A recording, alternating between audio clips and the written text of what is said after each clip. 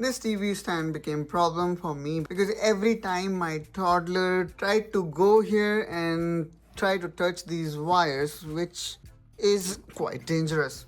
So this is how I thought of I can fix it. So the problem here I have is I need to secure this whole almirah, and I can actually print a cover, but the thing is I do not want whenever I am opening the cover takes too much of space because of the space constraint here. So that is the problem here. So that is constraint number 1. Constraint number 2 is my 3D printer bed size is not that big that I can print it in one go. But I think that is not a big issue because we can of course print part in pieces. And this is how I thought like I can resolve it by making it like this. So let's 3D print it. So this is part number 1, part number 2, and the final part which is now ready. So let's fix it.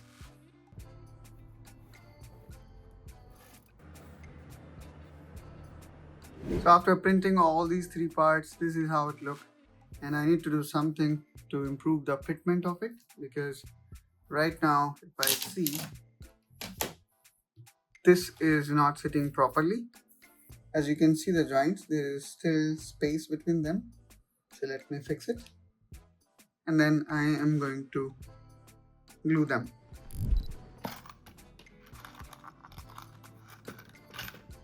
Probably I can use this particular cutting tool.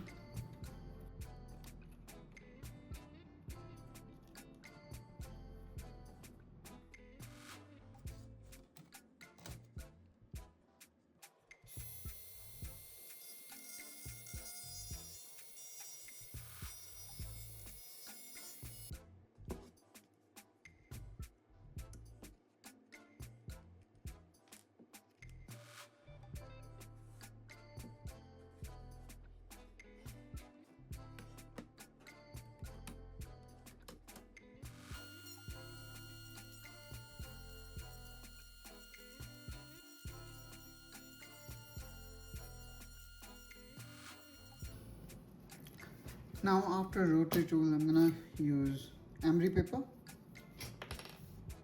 Let me also fix this. For this, I'm using this little bit low grit sanding paper.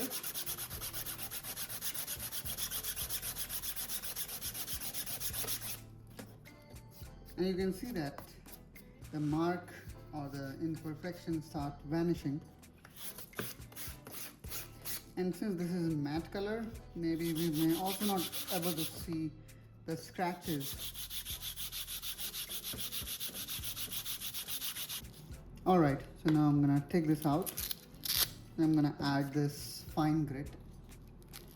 I think this is fine grit of 200, as you can see here. Before that, let me also throw the dust away. Now let's again rub it. And here you can see the final surface look much more smoother and refined. Alright, so now let's assemble this. We already have made this surface ready. I'm gonna take this one and let me now again try to install it. So this is my front, and that's nice because front doesn't have got any kind of issue. And this is also the front, and now I can assemble it like this. Okay, so after joining, this is how it looks, and I make a mistake. The handle is actually downward, it should be upward. So this generally happens, when you do something for the first time. There is very high chance we can go wrong, but fortunately I have multiple options. I can create new handle, I can put it here, or I can leave it as it is because this one also can work perfectly fine. Now I have added these 2 guides so that this does not take too much of space while opening and closing. And this is how I'm gonna close this. And of course I have made here some chamfer so that it can go easily inside. And this is how it go and fit. Okay, so this project is completed.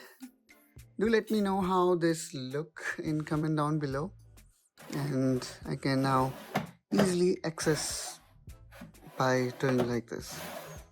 Intensely I kept a little bit of relief so that it can slide perfectly fine, but you can see here the space needed is very minimal. And if I want to further refine it, probably I am going to use some sanding and polishing to further merge these lines that are a little bit visible right now. There are a few more things I did here to improve the slider performance. One is I added these stopper ribs or guide ribs, as you can see here.